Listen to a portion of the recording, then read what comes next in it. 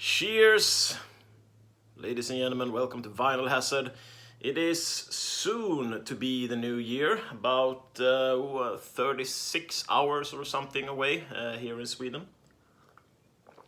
And it is time for the, I guess, traditional top list of metal albums. Now, last year I did a top 10 list. This year it's going to be a top 20 list. Now, I were thinking about making a top 10 list only, but I bought quite a lot of albums this year. And I feel that many of these albums could qualify into a top 10 spot.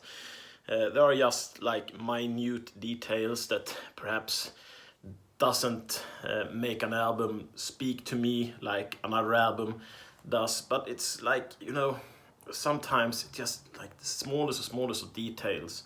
It can be like how I feel about one day or another, you know. So this is going to be a top 20 list, so it's going to be quite a long video, so I hope you are with me all the way to the end, or else just, you know, race forward and see what I last bring up in the movie screen. That's fine too, you know. So if you know my channel, you know probably that I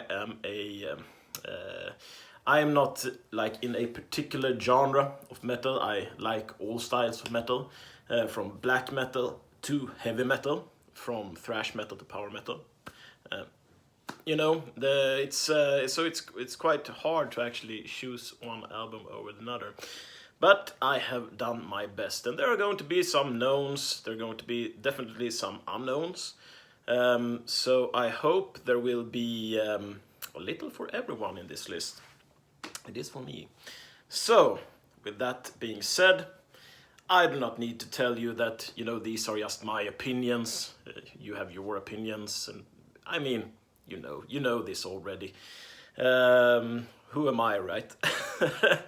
So don't take this list too seriously. Let's begin. So all albums I actually have except for one, which is probably traveling somewhere over the Atlantic by now. And that is coincidentally my number 20 spot on this list. So in number 20 we have Mossweaver, the album, which was produced by a one-man band called Old Growth. Now this is a black metal project. I didn't got to buy it, or you know, I have bought it, but you know, it's in transit because the guy actually released this in the 15th of December. So it's a very late album. But you know, this album, Mossweaver, is it's like a primordial black metal album, an atmospheric black metal album. I was instantly captivated by it. It reminds me a lot about, you know, the wilderness here in Sweden, you know, the unforgiving forest, the beauty of it. Much of like, you know, what black metal tried to try to speak to, or at least have a message about. And I don't know. This album really spoke to me in a way that many albums haven't before. And coincidentally, I do not know much about this one-man project, but I swear to you, it's damn great melodic black metal, atmospheric black metal. So check Old Growth and Mossweaver out. They, or him, are on my number 20 in this top 20 list. I will also leave links in the description down below so you can check them out for yourself. Now, to actually get to a physical format that I own. These are on the number 19 spot. A New Zealand band, 3000 AD, with their album The Void. Now this is crossover thrash. It has certainly a lot of punkish influences to it. I discovered this band on Bandcamp a few months ago and was captivated instantly. these are a band you need to look out for, because I think they will really be something in the near future. Yeah, I also managed to grab this album, The Void, by pure luck, really. So there have only been 50 copies of this on vinyl ever released, and I have number 34, obviously. Or obviously, not obviously to anyone not seeing this. Yeah, the number 19 spot. I mean, these.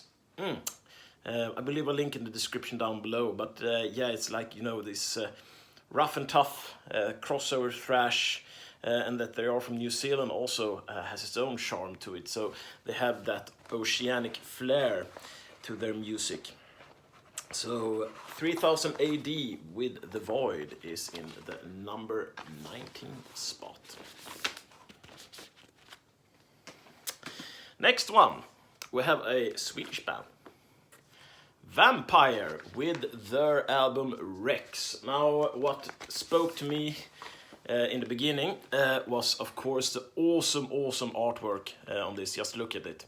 It could easily be like the best artwork of a new album this year. So Vampire is not a new band, but this is their, I think it is their third release, third or fourth. I think it is the third release.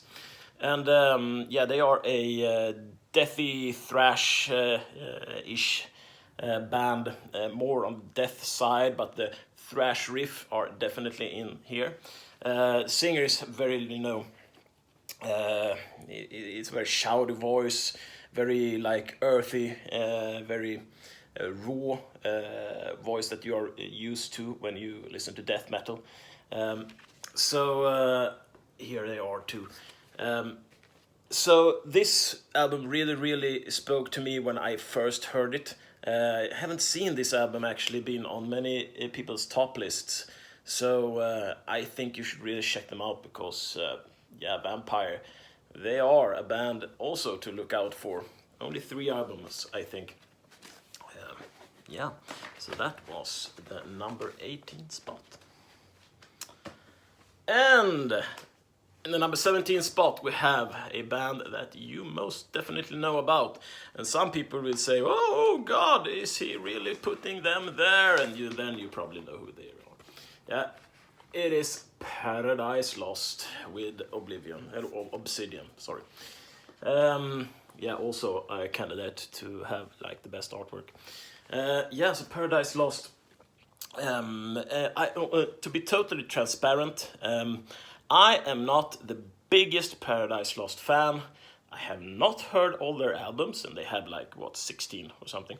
But this album really have that, you know, gloomy feeling that I really like about some, you know, doomish metal albums. I haven't really like, you know, been captivated like many others have. I think it was it? I don't know, but there was someone who said that this album. I think it was Matt at the Accusation Network that said that it is. He had heard that it was like, you know, a grower, not a shower album. Perhaps it is. I definitely need to hear it many more times. But it is not as high on my list as it is on other people's list. But it takes the number 17 spot anyway. Yeah, let's get this show on the road and let's drink some too, because this is going to be a long video. Nice. So at the number 16 spot, we have an Icelandic band, actually. And then you probably wonder, what, an Icelandic band? They are doing metal? Yes, they are. This is AUÐN with their album Vökudraumsins fangi. That's a mouthful. Vökudraumsins fangi. Awesome cover. I really like this subtle, you know, twilightish landscape. Reminds me a lot about home, but I think in Icelandic part it reminds them even more of home. So this is a atmospheric black metal project, and these are the inner sleeves, but here you have the band themselves. Much like Old Growth and the Mossweaver album, this is also a kind of a primordial atmospheric wilderness kind of feeling you get from this band. Very, you know, they have very aggressive tones at parts and very subtle tones at parts. It all melds really, really well, and I really, really like AUÐN. This is the only album I have heard of them, mind you, but it is a great atmospheric black metal record.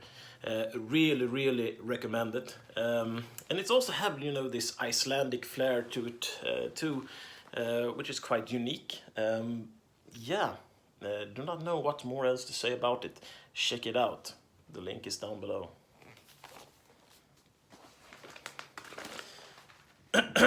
Yeah, right. So about 25% through this.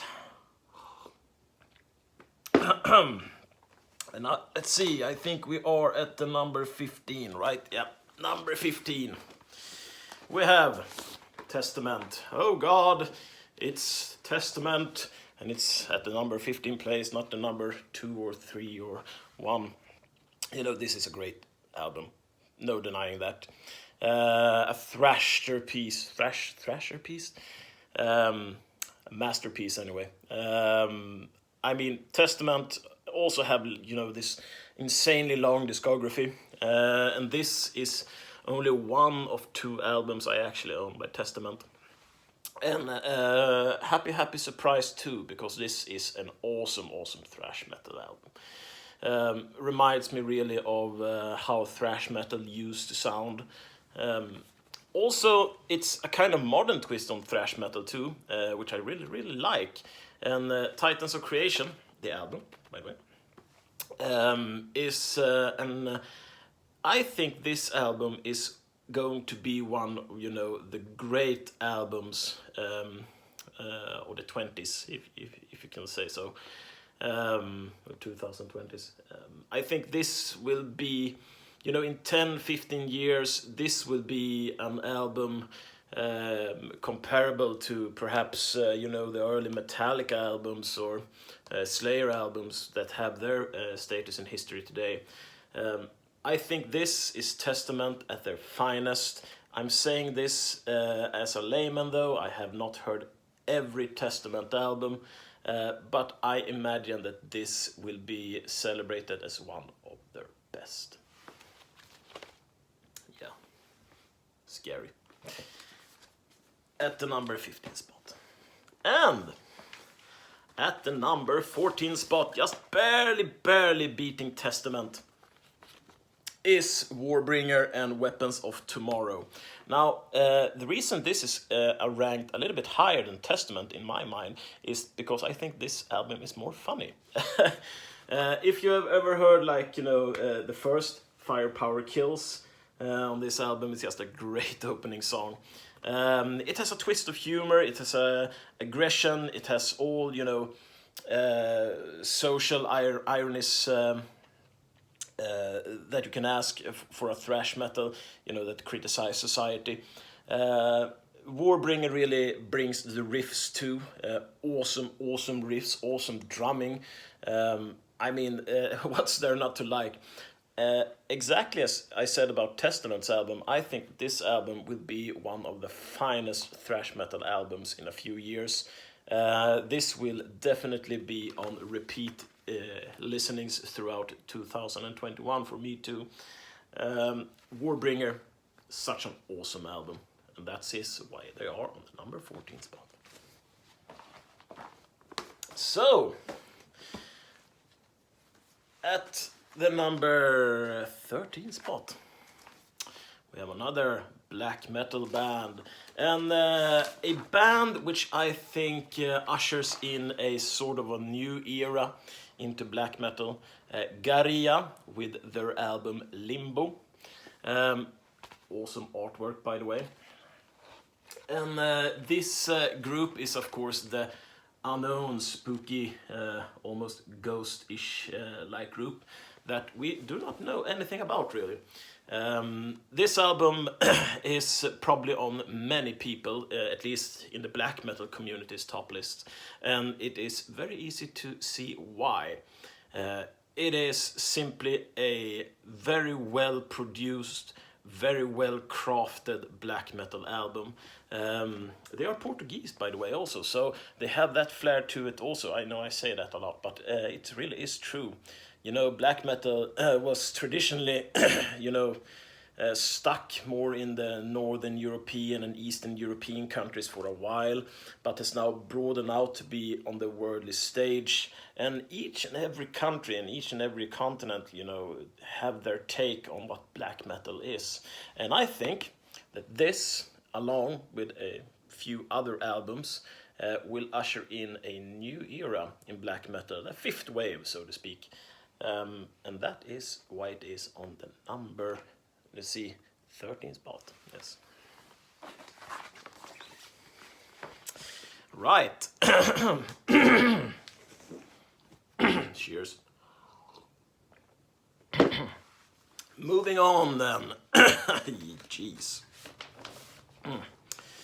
Hope I do not lose my voice in this video. That would be sucky. So, at the number 12 spot, we have Necrophobic and Dawn of the Damned. And look at this artwork cover. And you know, this is the star, the 5-pointed star that they had on their first album. It shows somewhere along almost all of their albums. So, Necrophobic is a thrashy death metal, more on the death metal side, you know, almost proggy sometimes, and sometimes even black metal-ish. So they have a little of everything. And you know, there are melodic parts in this, there are really harsh parts in this. I really love how they like mix and combine everything and make it work, mind you. So this is actually quite new for me.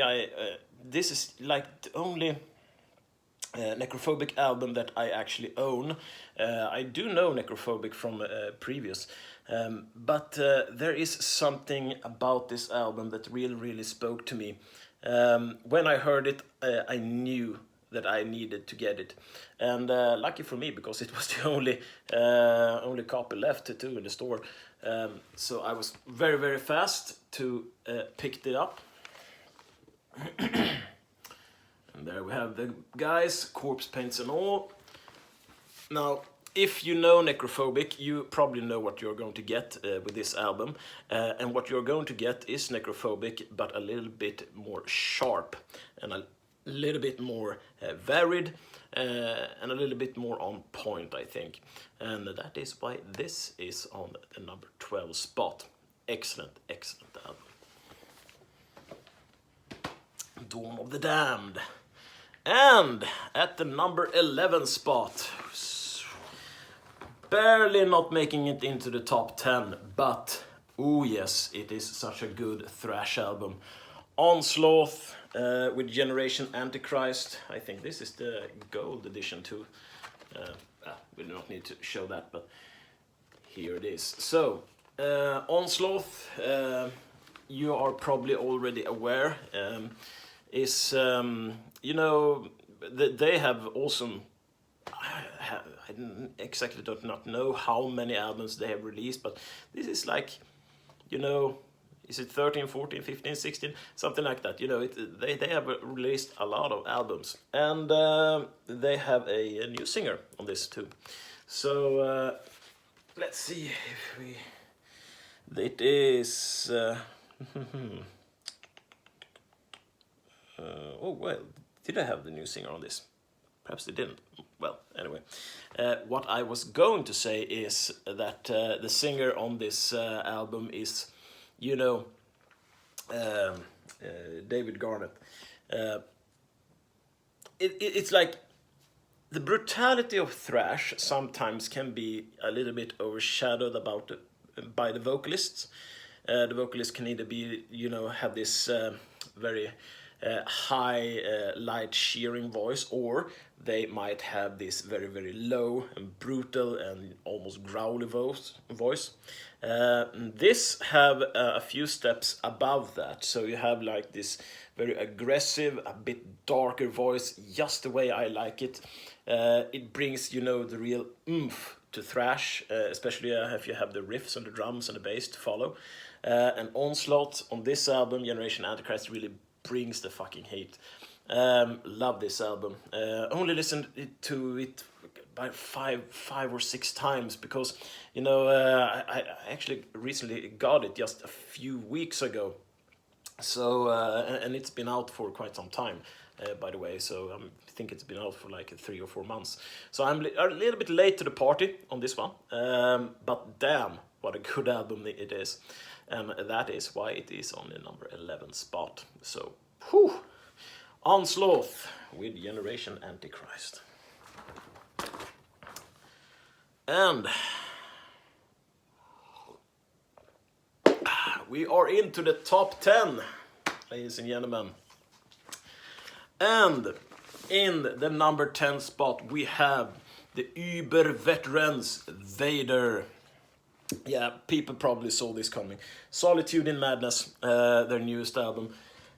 What can you say about Vader? You know, I like my albums heavy, I like them speedy, and I like them, if they are actually heavy and speedy, I like them kind of short. So Vader has, you know, a pretty interesting history by putting out albums that are around 30-35 minutes, so to speak.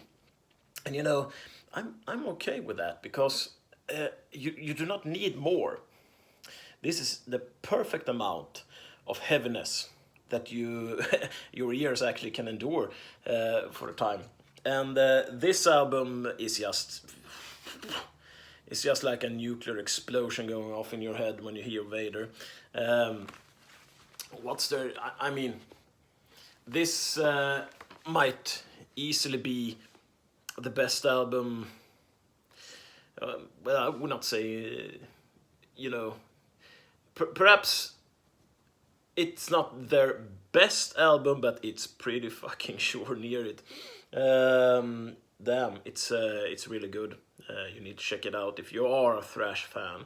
And you know, Vader, I mean, thrash, they are borderline, you know, a little bit death blackish metal too. You know, sometimes even, you know, blackish speed metal. So they are really on the heavy side of thrash. So yeah, also awesome artwork. Probably could be the number one artwork if I made such a list. So, and we have actually one power metal album on this list. In the number 9 spot, we have Demons and Wizards, and some probably shout at me now, why you like Demons and Wizards more than you like Obsidian with Paradise Lost and everything? Yes, I do. You know, Hansi Kirsch is my spirit animal. I love his voice. Demons and Wizards is of course a collaboration project between these two gentlemen, Iced Earth and Blind Guardian. There we have the Reaper and the Boat. And I simply love the melodies in this. I love, you know, the when someone tries to convey a story and world building, like Demons and Wizards have done, I'm simply captivated by it. And also the fact that this is the first album in, what, 15 years since the Crimson King. Yeah, that speaks to something. Oh, and it's only, you know, called 3, Roman numerals. Not the very, how should we say, most exciting title, but it doesn't really matter. The music in here is truly great. Children of Cain, the last one, is probably my favorite. Sort of a biblical tale. Not that I am religious in any way, but the storytelling is quite good. So, Demons and Wizards in the number 9 spot. And moving to number 8, we have My Dying Bride. Yeah, let's take it down a notch. Take it down a notch, not being suicidal or anything. Yeah. So Ghost of Orion is the new album for My Dying Bride. And you know, My Dying Bride has also had a journey of, you know, how they are sounding as a doom metal, almost gothic, sometimes even heavy metal band. And you know, doing the growls and stuff. They really have a tempo that is sometimes very up and down. This is reminding me of, you know, both late and early Catatonia, so to speak. I cannot really explain it more than that. But if you know me, you know that I love Catatonia, and yes, I know that Catatonia has a new album this year. Spoiler, it's not on this list. Yeah, I didn't like that album particularly much. So, anyway, My Dying Bride on the number 8th spot, yeah. And The Ghost of Orion. Yeah, this is also one of their albums which I think would be one of their best albums when you look back on the discography of them. In the number 7th position, we have Possessed Steel. Yeah, this is a little bit of a friendly note that the band wrote me. Got this just yesterday, actually. And Possessed Steel is a brand new band from Canada. This is their album Aedris. Yeah, there. You can read that for all you want. You know, when I said about world building with Demons and Wizards, this is true world building. I mean, you have. Here are the guys, by the way. A little bit of text there. This is the gold edition too. Yeah. Yeah. So Possessed Steel, like I said, a new band. They have like a couple of EPs before that, but this is their first album, and I was totally captivated by it when I heard it. Discovered it through the the Nwabam channel. Here on YouTube. Order it like the day after I heard it from their Bandcamp. Got a bit of, you know, bags and stuff too. If you're going to listen to one song on this album, it probably is Spellblade, the second one. Spellblade there. If you listen to that song, I think you're going to be pleasantly surprised. And this is also why it is on my number 7 list, because the whole album, you know, builds around this kind of mythological sword that they sing about. And, you know, the melodies and the vocalists are truly capturing that fantasy feeling, the mythical metal feeling that sometimes the early Blind Guardian albums could capture. But this is not power metal, this is straight heavy metal. So yeah, Possessed Steel with Aedris. To the number 6th position. Alrighty. Let's take it to a little bit of rap metal. Mr. Ice-T, his band Body Count and Carnivore. When I saw this album, I didn't really felt like, you know, oh, I need to listen to this album. It like, you know, it looks kind of quirky, but when you really look at this album cover, you're also going to see that it is fucking great. It's like, you know, it's like hyper detailed with stuff, probably from LA, you know, but they have made their own twist on it. It's sort of like reminiscent of, you know, Maiden covers. You know, when you like just like can look at it and like discover new things. It's exactly like that. Now, Body Count is of course rap metal, so this is not for everybody. But damn, this is this is just great, truly great. You know, this kind of reminds me of a mix between Rage Against the Machine and Pantera a little bit. And if you know anything about Body Count, you know that they are not a new band by any way. I mean, they have existed since '92, so they have released, I think this is number 8 in this in the discography. But anyway, it was a total surprise, really.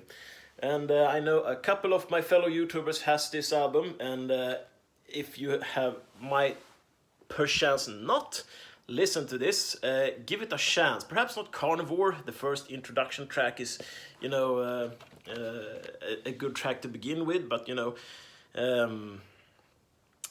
let's see, No Remorse. That's a good tune, and The Hate Is Real. There you have like the classic Ice-T, you know, jargon, or you know theme that he you know, the social criticism that he usually brings to his albums. And they are also celebrating Lemmy in this by also having a cover on Ace of Spades too, so that is cool. So Body Count with Carnivore in number 6 position. Now here comes the top 5. The heavy hitters are on their way. In the number 5 position, Dark Tranquility with Moment. Now, I pre-ordered this shit as soon as I heard that they were going to release a new album, because I know what you get with Dark Tranquility, and you get excellence. Now, this is a melodic death metal album, electronic also, because what you get with Dark Tranquility is, of course, a whole lot of electronic influences into it, and that's you know, for some that might be a big warning sign. You know, I do not want to have, you know, synthesizers and everything in my music, but Dark Tranquility has a way of doing this without it sounding fake. I do not know how to explain it, but they like meld it into their you know, their melodic death metal style, and it's quite fantastic. And Moment, while I would say, if you compare, for instance, Dark Tranquility's last album, Atoma, with this, I would say that Atoma is actually a little bit better, which quite frankly also tells you that this being in the number 5 position, that album is really great, but Dark Tranquility as a band is really great. Now, artwork wise, I love this kind of artworks. You know, it's a little bit of black metal-ish artwork, you know, the lone man just standing there in front of some kind of force of nature. In this case, it's sort of a comet that comes down here. So yeah, Dark Tranquility with Moment. If you have not heard Dark Tranquility, Atoma is the album really to go to, but Moment, damn, if you do not listen to this, at least give it a chance. You're missing out on something, because Dark Tranquility is simply great. Alright, starting to build up a pile here. And let's go to my number 4, and that is Uada with Djinn, you know, like the spirit Djinn. Now this has the outer cover on it. The original cover looks like this. So Uada is a melodic black metal band. They have released, this is the 3rd album they have released. I have the other 2 before them. And a band that can really speak to you when playing black metal is a band you have to look out for. Because many people just think that black metal is sounds and growls and stuff about, you know, death and decay and... This while this also have this, it's really a album that builds song to song. I cannot praise these guys enough. And like with Dark Tranquility, for instance, I am of the opinion that this is actually not their best album. The first one is probably my favorite. Yeah, it's only 6 tracks long, I think. 1, 2, 3, 4, 5, 6, yeah. And it clocks in about 1 hour. So, you know, each songs are like 20 minutes long. But you know, doesn't matter. Uada is one of those bands that really, really captivate me from the first time I listened to them. That is why they are in the number 4th position. Such an awesome black metal band. If you haven't listened to Uada, you don't know what you miss. Listen to their first album. It's a little bit more aggressive than this one, but damn, the melodic parts in this are just staggeringly good. So that is why it's on number 4th position. Uada with Djinn. All right, let's see. Oh, 35 minutes in. Oh my God, you're not going to watch this for 35 minutes. All right, number 3. Hellripper. Yes. The one-man project by, let's see, James McBain, was it his name? Let's see. Hellripper is James McBain, and yeah, and there we have the young gentleman. So, Hellripper, didn't know anything about Hellripper until I saw my YouTube comrades Contact in Bloodstream, where they interviewed him, and I actually managed to ask a few questions to him. And this is blackened speed metal at its very finest. The riffs that this man, Mr. Hellripper, pulls off are insane. Damn! The theme also, I mean, the themes are a little bit all over the place. It's like, you know, burning of witches and everything. And the artwork itself is awesome. Yeah, when I watched the stream with Contact in Blood with James, I ordered this album straight away. Just listen to the first song. The first song there, The Affair of the Poisons, yeah, that's the actual album name too. As you can see it down there, The Affair of the Poisons. That song is such a good song. Damn.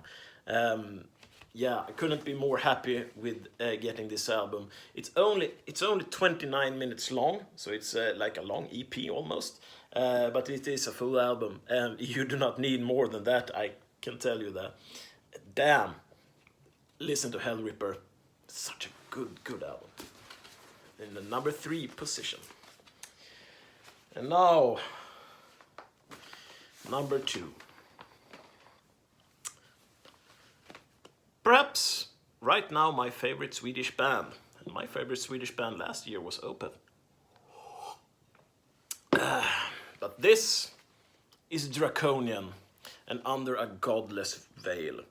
Now, I am not a crier, but this is the first album in 10 years that actually has made me cry a bit. Damn, that tells you something. So this is a gothic doom metal-ish kind of a album. Not the very most, how should we say, upbeat album, but it features, you know, 2 vocalists that really knows what they are doing. One male and one female vocalist, and the female vocalist, Heikki, she is like a divine voice on this album. You know, her voice just cuts through all the bullshit and really speaks to me in this. It's like, you know, an ethereal voice almost, in combination with harsh vocals, male vocals on this.